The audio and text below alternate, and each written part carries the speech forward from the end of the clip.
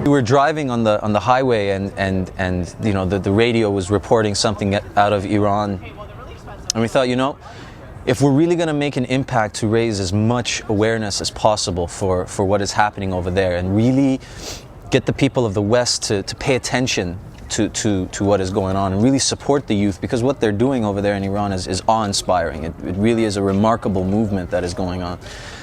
We knew that a band like Pink Floyd, which is pretty much the biggest band in Iran and all over the world, but they have connected with the people of Iran so strongly that we knew that to cover one of their songs would bring about a lot of debate and a lot of talk and a lot of sort of raising awareness for what is happening over there. And Another Brick in the Wall, the interesting thing is, it was released 30 years ago, and right when it was released, the Islamic Republic took power in the original revolution of 1979.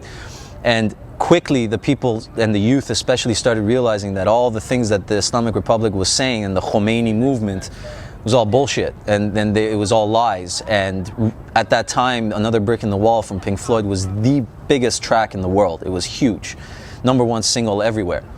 And the youth of Iran sort of used that song to start fighting back against the government.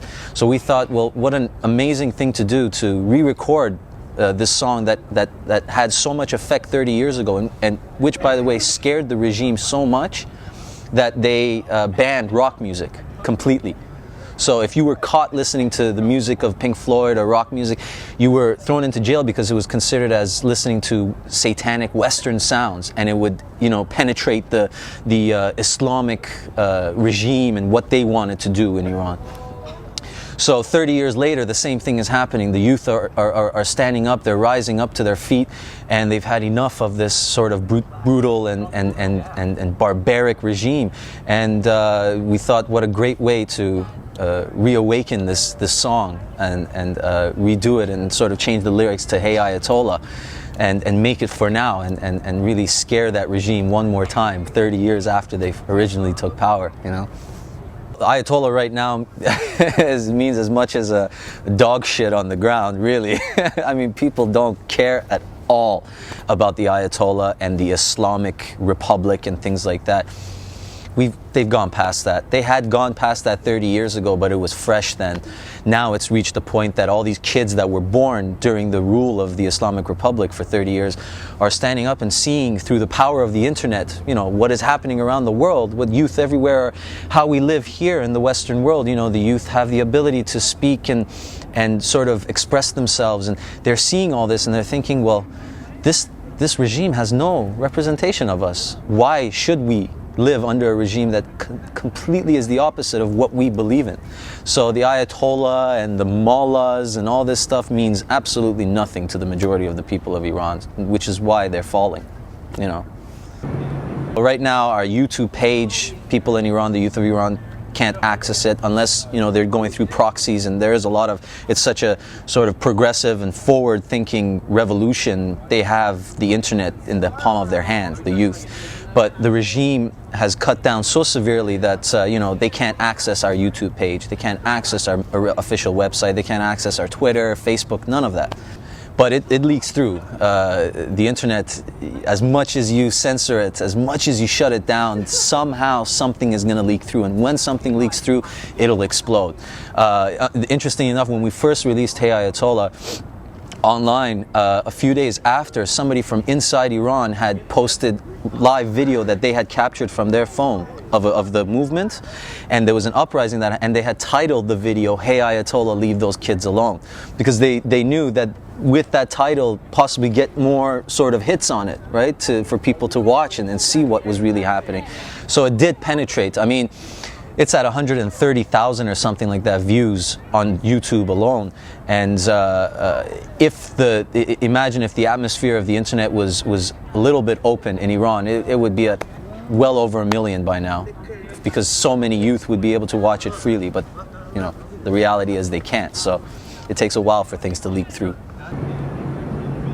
Lots of comments and emails from people inside Iran. They respond with, it's brilliant, because these kids are responding with poetry, you know, of the Shahnameh. The Shahnameh was something that one of our greatest poets the great Persian poets Ferdowsi, he wrote it took him 30 years, and it's a book that thick of original Persian language, and it's all one poem, a singular poem from beginning till end. And what he was trying to do was preserve the language of Farsi, of Persian. And this sort of preservation was his lifelong goal. And he managed to do it because at that time Islam had come into Iran and was trying to wipe out the Persian culture. And essentially the Persian culture and history has nothing to do with Islam. We're not Islamic people. It's the oldest civilization in the world. We come way before any religious stuff ever came into play. But they respond with that. They respond with poetry and things that are sort of very artistic and try to communicate with us on those levels. And it really hits your heart when you hear somebody from inside Iran, a youth 17, 18, 19, 20 years old, and is going through the things that they're going through, and yet they respond with such hope towards this support that is coming to them from us on the outside. It's wonderful. We chose to really get involved with what is happening in Iran, not only because we're from there, but because Iran is really the key to peace in the Middle East. And we've always followed politics. Our father's a 4-star general. We were brought up in social atmosphere. But the important factor behind what is happening in Iran is not just for the freedom of Iran, but what can come of this change, this freedom coming to a country like Iran, that it will, like a wave, it'll spread across the Middle East. And if we are to see the end of the war in Iraq and the end of the war in Afghanistan and the things that are happening in Saudi Arabia and things like that, really these elements have to come from within. And Iran, in the entire Middle East, is the only nation that is rising up and sort of disregarding the idea of religion, which is a very fundamental thing to be happening in an area that, Islam is it. Everything revolves around Islam. And here you have a nation that originally had nothing to do with Islam.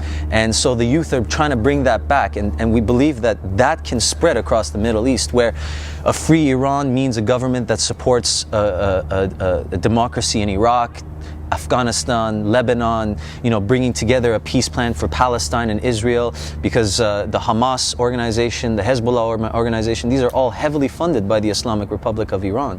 So with the fall of that comes a totally different atmosphere in the whole Middle East, which then spreads to the rest of the world, where we can hopefully stop, seeing these images of the Middle East with big bearded men and shotguns and AK-47s. That doesn't have to be the element that comes from the Middle East. That is a very important factor. There's nothing in the world that can sort of bring people together like music can. I believe that, our band believes that, and many believe that. It's the ultimate sort of tool that we have to communicate with one another and break down all these boundaries.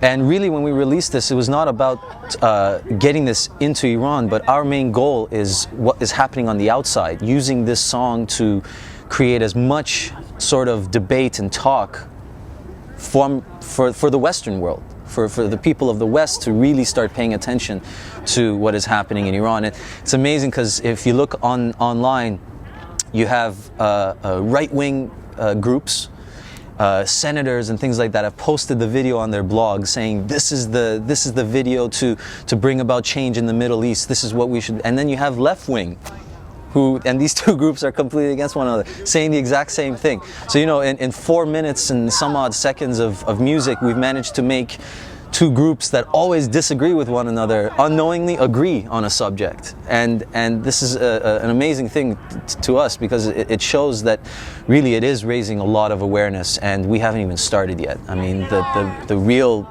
promotion of this track hasn't even begun, and what we're planning to do with it in the next few months is going to be a huge endeavor.